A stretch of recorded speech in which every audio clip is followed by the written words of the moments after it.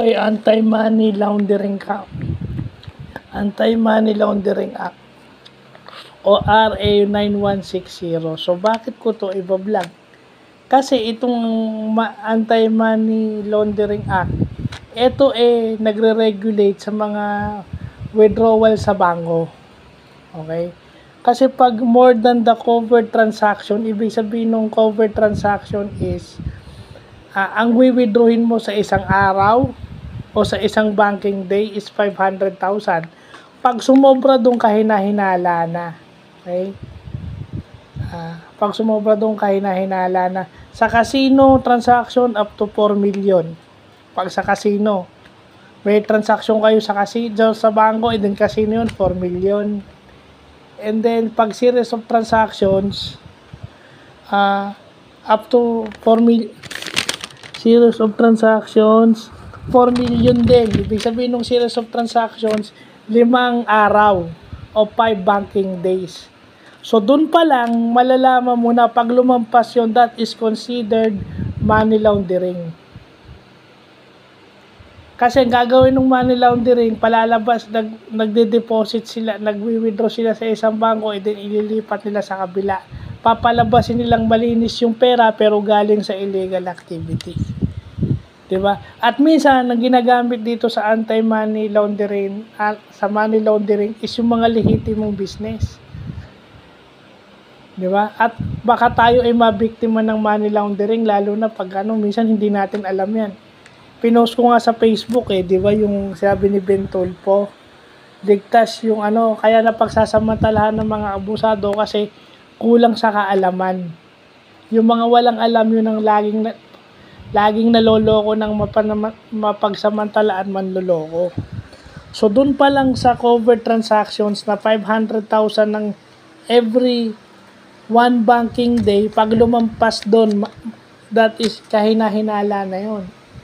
Pwede ka nang i-report sa anti-money laundering kasi yung nagwi-withdraw at nagde-deposit ng pera, that is considered a covered person. Sila yung mga entity na under ng parang nag-handle ng pera. Subjected sila sa loss sa BSP, sa Insurance Commission, at saka sa SEC. Kasi pang malaking pera na yung wini-withdraw mo, more than the covered transaction sa Philippine Bank, so mahirap yan. So hanggang 500,000 lang pala ang pwede mong i-withdraw o i-deposit sa loob ng isang banking day. Pag lumampas doon, that is considered money laundering na. So, thankful ako kay God, thankful ako kay Lord na itong 2025, alam ko na yung mga bagay na yan. Kasi ako, lalo na ngayon, Vice President ako, siguro kailangan ko pa rin ng guidance ng Tita Ethel. Kailangan ko pa rin ng guidance si Tita Gemma tsaka ni Tita Ethel. Kasi lalo na takot ako humawak ng pera na pang malalaki.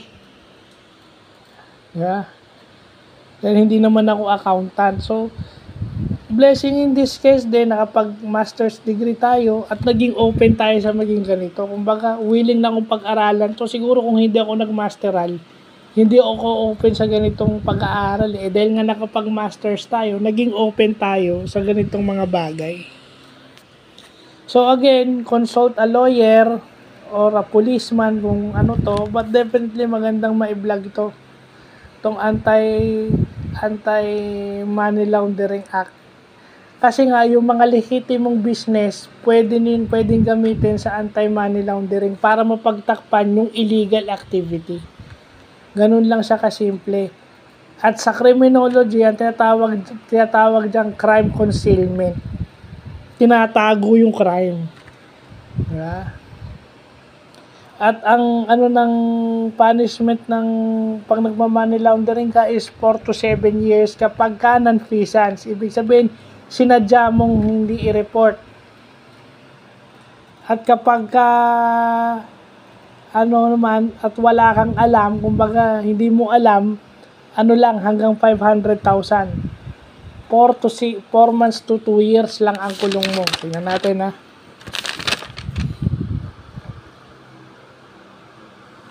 Tingnan natin. Ayun. Okay. Pag non-feasance ka, 4 to 7 years, 1.5 to 3 million. Kapag yung isa failing to disclose o hindi mo ni-report yung financial instrument, makukulong ka pa rin, pero 6 months to 4 years. So 100,000 to 500,000 ang bayad. So malaki pa rin. Either way, may kasalanan ka pa rin. So magandang pag-aralan to kasi ito ay dapat nating malaman kasi sa business humahawak tayo ng malalaking pera. At hindi katwiran ng Pilipino na hindi nila alam o hindi naman sila abogado, hindi naman sila pulis, hindi naman sila nagtatrabaho sa barangay, hindi. Kasi ang katwiran ng iba, sa ano pa lang, hindi, dapat alam nyo. Katwiran nating malaman yan para hindi tayo maisahan. So, yun lang po.